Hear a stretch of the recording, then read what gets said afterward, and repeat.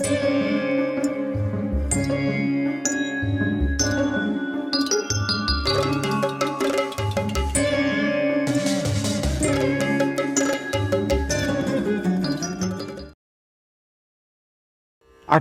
ఈ ముగ్గురు బ్రాహ్మణులు ఎవరు ఉండొచ్చు?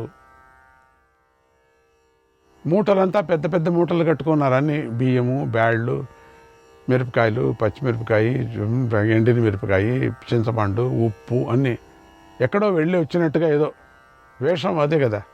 మూటలంతా వేసుకొని పోతున్నారు. అదేం లెక్కన వాళ్ళకి అది మూట, అది ఒక జులకు కూడా కాదు. అది జనులంతా వాళ్ళు చూస్తున్నారు. అలా చూస్తూ ఉండగానే వారు 3 ద్వారాలను భయం లేకుండా దాటేశారు. అట్లా దాటిపోతున్నారు. అంటే ఎవరు అడగలే, ఎవరు మధ్యలో అడగలేదు. అంటే మామూలుగా వీళ్ళకి పాస్ ఉందేమో అనుకున్నారు పాపం. ఎవరు అందుకని అక్కడ అప్పుడప్పుడు అట్లా అవుతూ ఉంటుంది. అంతా జరాసంతటి వాళ్ళే అని కొంతమంది, ఏదో పిలిచింటాడు అందుకే వెళుతున్నారు అని ఎవరు సేనాధిపతులు ఎవరు చూస్తూనే ఉన్నారు. కళ్ళు అప్పగించుకొని అట్లా చూస్తున్నారు. కానీ ఎవరు మీరు అని అడగలేదు ఎవరు కూడా. అట్లా నిశ్చింతగా ఇల్లు కనిపెట్టారు. కృష్ణుడు చెప్తాడు, ఇదే జరాసంధుడిది, చాలా పెద్ద ఇల్లు, పెద్ద భవనం. తెలుస్తుంది కదా, కొంచెం చిత్రంగా ఉంటుంది, అంతా బంగారుతో చేసింది. నిశ్చింతగా జరాసంధుడికి వద్దకు వెళ్ళారు. నేరుగా ఎవ్వరు మాట్లాడించలేదు. బ్రాహ్మణులు కదా, బ్రాహ్మణులు ఎవరు మాట్లాడించడానికి వీల్లేదు జరాసంధుడి రాజ్యంలో. ఎందుకంటే అంత గౌరవం ఉన్నది అక్కడ. ఏ బ్రాహ్మడికైనా అంత గౌరవం ఉన్నది. వారిని చూసి సంతోషించి ఎదురు వెళ్ళాడు. వాడిని పూజించారు. వాడు లేచాడు. దద్దమ్మ లేచాడు. అర్థం కాలేదు దద్దమ్మకు. వెళ్ళాడు, పూల తట్లంతా పెట్టుకు వెళ్ళాడు, పూజా సామాగ్రిలు తీసుకువెళ్ళాడు బంగారు తట్లతో. వాళ్ళనంతా పూజించాడు. ఎదురుగా వెళ్ళాడు. వారికి అతిథి సత్కారాలు చేశాడు. ఈ కార్యక్రమానికి వచ్చారు వాళ్ళు, ఎవరో పిలిచండి, ఒకరికొకరు ముఖం చూసుకుంటున్నారు. నువ్వు పిలిచావు. తర్వాత ముగ్గురికి స్వాగతం కూడా పలికాడు. అందరూ అనుకున్నారు జరాసంధుడే పిలిచిండొచ్చు అనుకున్నారు. అందుకని అందరూ ఎవరు అడగలే. అప్పుడు భీమార్జునులు ఏమీ మాట్లాడలేదు. కృష్ణుడు చెప్పారు, నోరు ఇప్పకూడదు, జాగ్రత్త, విప్పితే తెలిసిపోతుంది మనం క్షత్రియులమని, జాగ్రత్త, నోరు ఇప్పద్దండి. అర్జున, నీకు కొంచెం మంత్రాలు వచ్చు కదా, నువ్వు కావాలంటే చెప్పుకో. ఈ భీముడి మాట లేకోకుండా నోరు మూసేయాల, వీడికి జాగ్రత్తగా ఉండు. వారిలో బుద్ధిమంతుడైనటువంటి శ్రీకృష్ణుడు మాత్రమే నోరు ఇప్పాడు. నేను ఇప్పుకుంటా నోరు, మీరు ఊరికే ఉండండి అని జరాసంధుడితో ఇలా మాట్లాడాడు. ఓ మహారాజా, మీరు నియమాలు పాటిస్తారు, అట్లనే వీరు కూడా చాలా నియమాలు పాటిస్తారు. అందుచేత వీరు మాట్లాడాలి అంటే అర్ధరాత్రి కావాలి, ఎందుకంటే మాట్లాడరు వీళ్ళు. మౌనం. ఈ మౌనము సూర్యుడు ఉండేటప్పుడు మాట్లాడరు, సూర్యుడు లేనప్పుడు మాట్లాడతారు. అర్ధరాత్రి కొంచెం చీకటిగా ఉండాలి, ఆ సందర్భంతో మాట్లాడతారు. కొంచెం వెలుతురు ఉండాలా, కొంచెం చీకటిగా ఉండాలా. వీళ్ళ నియమం అటువంటిది. ఓహో, నేను అటువంటి నియమం ఉండేవాళ్ళని నేను చూడలేదు అనుకుంటాడు. అంతకుముందు మాత్రం వీరు ఒక ముక్క కూడా మాట్లాడరు. చూడండి మీరు, ఊపిరి కూడా ఏమైనా సౌండ్ వస్తుందా? అంత పెద్ద శరీరం ఆ బ్రాహ్మడిది. ఏం తిని అట్లా అయిపోయాడు ఎప్పుడో. అంతే. ఆ మనిషిని చూడండి, ఊపిరి ఏదైనా వస్తుందా సౌండ్? ఊపిరి కూడా రాదు. అందుకని మాట్లాడరు. ఎందుకంటే ఊపిరి వచ్చినా కూడా మాట్లాడినట్టే లెక్క అంట. అయితే ఎట్లా మీరు వీళ్ళు ఊపిరి పీల్చుకుంటారు, నిదానంగా పీలుస్తారు. అర్ధరాత్రి వస్తూనే వీళ్ళు నోరు ఇప్పుతారు. ఇక నోరు ఇప్పితే ఇక మంచేత కాదు వాళ్ళ నోరు కట్టేయటానికి. అప్పుడు నీతో మాట్లాడతారు. ఇది వీరి నియమం. అప్పుడు మీకు ఆశీర్వాదం చేస్తారు. మీకు ఆ పరమాత్ముడి దగ్గరికి వెళ్ళటానికి ఒక మార్గాన్ని చూపిస్తారు. అంటే ఏంటి అట్లా అంటే, ఆ విధంగా బ్రాహ్మణులు కదా, వాళ్ళకి ఆ మంత్రాలంతా తెలుసు. శివభక్తుడు కదా నువ్వు, ఆ శివుడి దగ్గరికి నేను దర్శనం ఇప్పిస్తారు నీకు. ఇప్పుడు జరాసంధుడు అలాగే నాకు సార్థకమైంది నా జీవితం, నా ఆనందం ఎంతసేపు చీకటి అవుతుందో చూస్తూ ఉంటా, వీళ్ళతో నేను మాట్లాడాల్సిందే వీరి ఆశీర్వాదం కావాలా, నాకు ముక్తి అంటే నా యొక్క దేవుణ్ణి నేను చూడాలా, వీళ్ళతో మాట్లాడటమే నాకు ఆనందం. నిజమే, నీకు ముక్తి కావాలి లోపల లోపల అనుకున్నారు కృష్ణుడు అని వారిని యాగశాలలో కూర్చోబెట్టాడు.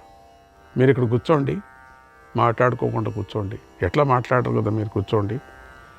స్వామి వీళ్ళకి ఆ సూర్య ఉపాసన చేస్తున్నారు వీళ్ళు, అందుకని వీళ్ళకి ఆ పెద్ద ఆయన ఉన్నాడే, ఆయన సూర్యుడికి చపాతీలు రొట్లు విసిరేస్తాడు. విసిరేస్తూనే సూర్యుడు దాన్ని తింటాడు. ఒక 600 చపాతీలు ఆయన దగ్గరికి పెడితే చాలా మంచిది. రొట్లు, పెద్ద పెద్ద రొట్లు 600 రొట్లు పెట్టండి. మరి 14 గెలలతో కూడినటువంటి పెద్ద పెద్ద అరటి పండ్లు అవి కూడా అక్కడ పెట్టండి. అవంతా సూర్యుడికి. ఏంటి విచిత్రంగా ఉంది అంటాడు. మీకు తెలీదా బ్రాహ్మణుల యొక్క మాయ? ఓ అవునవును, నాకు తెలుసు.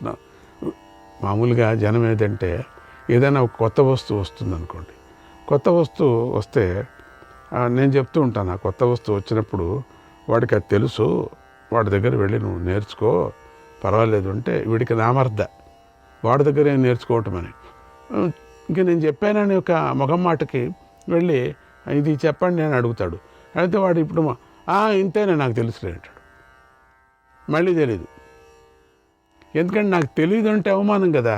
అందుకని ఇట్లా అంటూనే జరాసంధుడు నాకు తెలుసు, ఉపాసకుల యొక్క సంగతి నాకు తెలుసు, తెచ్చిపెట్టండిరా ఒక 600 పెద్ద పెద్ద రొట్లు. ఎంత రొట్టి అంటే ఆ ఏనుగులాగా ఉండే రొట్లు తీసుకొచ్చి పెడతారు. హాయిగా ఆయన నైవేద్యాన్ని, మరి ఎవరు చూడకూడదు నైవేద్యం చేసేటప్పుడు, తెరలు వేసేస్తారు. ఆ నైవేద్యం అర్జునుడు చూస్తూనే ఉన్నాడు. ఇది ఒక్కరోజు నువ్వు ఆకలి ఉండలేవంటే నీకేం తెలుసు యుద్ధం చేయాల అని 600 రొట్లు మింగిపారేస్తాడు. మింగిపారేసి అక్కడ యాజ్ఞానికి అని పెట్టింటారు పెద్ద పెద్ద పెద్ద కలశాలు నీళ్లు, అది గంగ నుంచి అన్ని గంగల నుంచి తీసుకొచ్చే నీళ్ళు అవన్నీ తాగేస్తాడు. యాగశాలలో కూర్చోబెట్టి తన రాజభవన్లోకి వెళ్ళాడు. మెల్లగా చెప్పేసి వాళ్ళకి అన్ని ఆజ్ఞలు ఇచ్చి వెళ్ళాడు. ఈలోగా కాలం పరుగెత్తుతోంది. గంటలు నిమిషాలు గడిచిపోయాయి. తినేశాడు. అంతట్లోపల అర్ధరాత్రి కూడా అయిపోయింది. భవనం తలుపులు తెరుచుకున్నాయి. జరాసంధుడు బయటకు వచ్చాడు. వారి వద్దకు వచ్చాడు నేరుగా. వారి వింత నియమాన్ని తలుచుకొని ఆశ్చర్యపోయాడు. వింత నియమం ఇది. ఏంటి చపాతీలు ఇట్లా విసిరేస్తున్నాడు? విసిరేసినట్టుగా ఉందిగా, నోటికి పడుతున్నాయి అన్నీ కూడా. అసలు మనిషినో దెయ్యమో ఏంటో మా ఊరికి వచ్చింది అనుకున్నాడు. సరే ఏం చేస్తాం, నియమం. ఎందుకంటే వారి నియమం ఈ భూమిలోనే ప్రత్యేకంగా ఉంది. ఇటువంటి నియమం నేను చూడలేదు, ప్రత్యేకంగా ఉంది. జరాసంధుడు అర్ధరాత్రి సమయంలోనే వారిని సత్కరించాలనుకున్నాడు. అన్ని సామగ్రిలు తీసి పెట్టుకున్నాడు.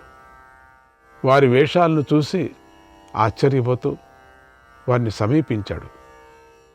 ఎంతో పెద్ద సౌండ్ వచ్చింది యజ్ఞశాల నుంచి. ఆ శబ్దం ఏమిటి తెలీదు. ఏం శబ్దం అది అంటూ ఉండగానే ఆ శబ్దం ఏం కాదు.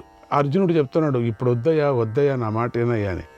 ఏం శబ్దం అంటే అది గాండ్రింపు తేపు అని. అబ్బా తృప్తి అయిపోయాడు. చెప్తూనే ఉన్నాడు నిశ్శబ్దం అని. ఆ టేపుకి ఆ యజ్ఞశాల గడగడ గడగడ అనిందట. ఆశ్చర్యపడ్డాడు అర్జునుడు. ఎప్పుడెప్పుడో తెగావు కానీ ఏంటి ఇంతగా తెగుతున్నావు ఇక్కడ? నాకు కోపంగా ఉంది అన్నాడు. ఏం కోపం? చాలా కోపంగా ఉంది. ఒట్టి 600 చపాతీలు పెట్టాడు. ఓ మహానుభావ 600 చాలితే అయింది. అది చాలదట. తక్కువ మర్యాద చేశాడట జరాసంధుడు. అందుకని కోపపడుతున్నాడట. ఓ నీకు ఆహారం పెట్టాలని కోపడుతున్నావా? సరే. అప్పుడు ఆ ముగ్గురు కూడా దగ్గరికి వచ్చి మహారాజు దగ్గరికి వచ్చారు. అంతలోపల అన్నీ ముగించాడు. ఎంతసేపు క్లీన్ అయిపోయింది, ఏమీ లేవు అక్కడ. నేను తట్టలు కూడా తినేవాడేమో, అర్జునుడు ఉన్నాడు కాబట్టి తినలే. మహారాజా మీకు శుభమగుగాక ఆశీర్వాదం చేస్తున్నారు అని ఆశీర్వదించారు ముగ్గురు. నోరు విప్పారు. జరాసంధుడిని చూస్తూ మధ్యలో తమను తాము చూసుకుంటూ నిలబడ్డారు. జరాసంధుడిని చూస్తూ మధ్యలో తమను చూసుకుంటున్నారు. మధ్యలో చెప్తున్నాడు అర్జునుడికి, అంటున్నాడు, ఏంటి ఇంకా నీకు చాలేదా? కృష్ణ, నీ మాయతో ఏదన్నా చేయబోయా ఆయనకి. జరాసంధుడు దేవుడు చెప్తున్నాడు, కూర్చోండి అన్నాడు. ఆసనం వేశారు. వాళ్ళిద్దరూ మేమిద్దరం కూర్చుంటాం, ఆయన కింద కూర్చుంటాడు. ఎవరు? భీముడు. పైన కూర్చుంటే ఇరిగిపోతుంది, అందుకని కింద కూర్చున్నాడు. ఎట్లనో కూర్చున్నారు సర్దుకొని. ఆయన కూడా కూర్చున్నాడు. అయితే వారు మాత్రం అగ్నుల్లాగా ప్రకాశిస్తున్నారు. ఓపారి చూశాడు జరాసంధుడికి, భయం అయిపోయింది. అగ్నులులాగా ఉన్నారు. అగ్నులు అంతే జర జర జర జర ఉన్నారు. అది జరాసంధుడు గమనించాడు. వాడు తపస్వి కదా.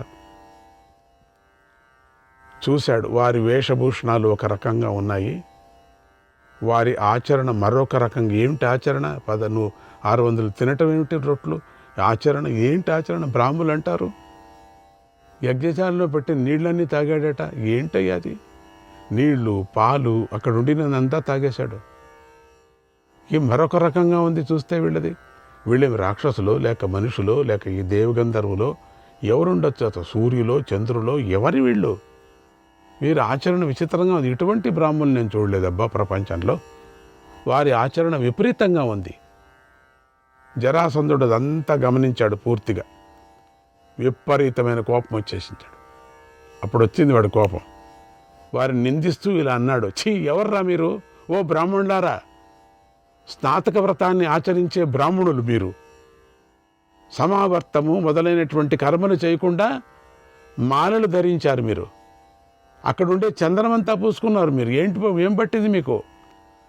ఆ ధర్మం అందరికీ తెలుసు, మాకు తెలుసు. మీ మెడలో మాలలు ఉన్నాయి. ఎందుకు మాలలు ఉన్నాయి? కానీ వాటి పక్కన గల భుజాలపై వింటినారిని ధరించినటువంటి గుర్తులున్నాయి. వింటినారిని ధరించినటువంటి గుర్తులున్నాయి ఇక్కడంతా. నువ్వు లావుగా ఉన్నావు, నువ్వు నీ భుజం మీద ఏదో ఒకటి పెద్ద మొయిరాని మోపు రాసినట్టుగా ఉన్నది. చూస్తే ఏంటది? అట్లా గుర్తుపడింది. నాకు కనిపిస్తున్నాయి. మీరు క్షత్రియ తేజస్సుతో వెలిగిపోతున్నారు. మీరు బ్రాహ్మణులు కాదు, క్షత్రియులు, కానీ బ్రాహ్మణులు అని చెప్పుకుంటున్నారు. అబద్ధం చెప్తున్నారు. పైకి మాత్రం రంగురంగుల వస్త్రాలు ధరించున్నారా మీరు? 3 రకాల వస్త్రాలు, అశుభ వస్త్రాలు ధరించారా మీరు? రకరకాల మాలలు ధరించున్నారా మీరు? తిండి బయటికి పూసలంతా ఎన్ని పూసలు! ఓహో, డజన్లు పూసలు వేసుకున్నారు. మంచి లేపనాలంతా పూసుకున్నారు. అగ్నికి ఆహుతి ఇచ్చేటువంటివి, నాకు ధరించేటువంటి అన్నీ మీరే పూసుకున్నారు. యజ్ఞశాలలో ఎవరు కూర్చోబెట్టేది మిమ్మల్ని? మీరు ధరించిన ఈ వేషధారణ అంతా నాకు అసహ్యంగా ఉంది, సహజంగా లేదు. మీరు బ్రాహ్మణులు కాదు, తేజస్సుతో వెలిగిపోతున్నారు. మీరు క్షత్రియులు.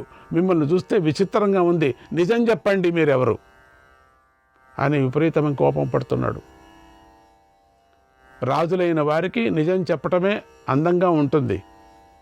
మీరు చైత్యక పర్వతం శిఖరాన్ని ముక్కలు చేశారు తెలుసా? రహస్య వేషాలను ధరించి వచ్చారు మీరు. నాకు అప్పుడే అందాయి అన్నీ, న్యూస్ వచ్చేసింది. మీరు యజ్ఞశాలను నువ్వు తినేటప్పుడే నిన్నెవరో అనుకున్నా నేను. నాకు అప్పుడే వచ్చింది. స్వామి 600 రొట్లు తిన్నాడు అన్నప్పుడే వచ్చింది నాకు. రాజాపరాధాన్ని చేశారు మీరు. దాన్ని కూడా లెక్క చేయలేదు. పోన్లేండి, భయం లేకుండా వెనుక వాకిలి నుండి లోపలికి వచ్చారు మీరు. అలా రావటానికి గల కారణం ఏమిటి? మీరు నా నుండి ఏమి ఆశిస్తున్నారు? బ్రాహ్మణ, మీరు ఏం కోరుకుంటున్నారు? మీకు ఏం కావాలో మీకు చెప్పండి. పైగా విప్రులకు మాటల్లోనే పరాక్రమం ఉంటుంది కదా, కానీ చేతలలో కనిపించదు. ఇది బ్రాహ్మణులు అని చెప్పుకుంటున్న మీలో విపరీతంగా కనిపించింది. పర్వత శిఖరాన్ని పగలగొట్టమనేటువంటి చర్య మీ లక్షణాలకు తేడాగా ఉంది. మీరు బ్రాహ్మణులు కాదు. ఎందుకు ఇలా చేశారు? ఏమి ఆలోచించి ఈ పని చేశారు? దేన్ని ఆశించి వచ్చారు? ఈ పనిని ఎందుకు చేశారు మీరు? నా దగ్గరికి వచ్చిన వారిని యథావిధంగా పూజిస్తూ ఉంటాను. బ్రాహ్మణులు వేషం వేసుకొని వచ్చారు. మీరు మాత్రం నా పూజను గ్రహించలేదు. మీరు ఎంత చేశా మీకు పూజ? ఒక్కటి కూడా చూడలేదు మీరు. దీనికోసం అలా ఎందుకు అలా చేశారు మీరు? నా పూజన కోసం నా దగ్గరకు రావటం వల్ల మీకు కలిగేటువంటి ప్రయోజనం ఏమిటి అని ఇలా జరాసంధుడు వారిని బాగా లోతుగా విచారించాడు. గట్టిగా బాగా పరిశీలించాడు. మాట్లాడుతున్నాడు. అప్పుడు శ్రీకృష్ణుడు చిక్కటి పదాలతో గంభీరంగా ఇలా అన్నాడు, ఓ రాజా, మా వేషాలను బట్టి మమ్మల్ని స్నాతక వ్రతులైన బ్రాహ్మణులని అనుకున్నావు. సరే, స్నాతక వ్రతం అనేది బ్రాహ్మణులకే కాదు, క్షత్రియులకు వైశ్యులకు కూడా ఉంది కదా. ఈ 3 వర్ణాల్లో కొందరు విశేషమైన నియమాలు పాటిస్తారు, కొందరు సామాన్య నియమాలను పాటిస్తారు. స్నాతక వ్రతం అనేది అదొకటి వ్రతం. అది విశేష నియమాలను పాటించేటువంటి క్షత్రియులు మాత్రమే ఇప్పుడు సంపద పొందుతారు. తర్వాత పూలమాలను ఎందుకు వేసుకున్నావు? దానికి సమాధానం చెబుతున్నాను విను. ఎవరు పువ్వులను ధరిస్తారో వారు సంపదను పొందుతారు. పూలమాలను ధరించేవాళ్ళు క్షత్రియులు బహుబలం కలవారు. మాటలలో పరాక్రమాన్ని చూపించరు. ఇప్పుడు బహుబలం కలవారు. మాటల్లో పరాక్రమాన్ని చూపించరు. అందువల్ల క్షత్రియుల మాటలు చాలా వినయంగా కూడి ఉంటాయని తెలుసుకో. బ్రహ్మదేవుడు వారి బలాన్ని భుజాలలో ఉంచాడు. అది ఈరోజు చూడాలనుకుంటే తప్పకుండా నువ్వు చూస్తావు. అద్వారేణ రిపోర్గేకం ద్వారేణ సుహృదో గృహాన్ ప్రవిశంతి నరాధీరా ద్వారాణ్యేతాని ధర్మతః ద్వారాణ్యేతాని ధర్మతః. ధీరులైన వారు శత్రువుల గృహాల్లోకి గుమ్మాలలో నుంచి లోపలికి వెళ్ళరు. మిత్రుల ఇల్లులోకి మాత్రమే గుమ్మాల నుంచి లోపలికి వెళతారు. శత్రువులు మిత్రుల విషయంలో ధర్మశాస్త్రంలో ఇవి ద్వారాలుగా తెలుపబడ్డాయి అని తెలుసుకో. కనుక మేము ధర్మాన్ని పాటించాం, అధర్మంగా ప్రవర్తించలేదు. నీతో పనిపడి నీ ఇంటికి వచ్చా, మీతో కొంచెం పనుంది కనుక శత్రువైన నీ నుండి పూజను స్వీకరించలేదు. అంటే నువ్వు పూజ చేస్తున్నప్పుడు అటు ఇటు చూసుకున్నారు. వాళ్ళు అటా ఇటు చూస్తూ నిల్చున్నారు, ఏదో పిసి మాట్లాడుకుంటూ. అందుకని అది కోపం వచ్చింది వాడికి. కాస్త నా పూజలు మీరు స్వీకరించలేదంటే కోపం వచ్చింది.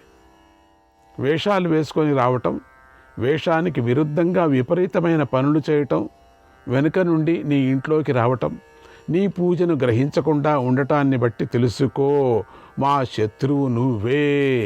విషయాన్ని బాగా అర్థం చేసుకో. ఇది మాకు సనాతనంగా సంక్రమించిన వ్రతం, శాశ్వతమైన వ్రతం అని తెలుసుకో అన్నాడు శ్రీకృష్ణ పరమాత్మ. శ్రీకృష్ణాయ పరమాత్మనే నమః.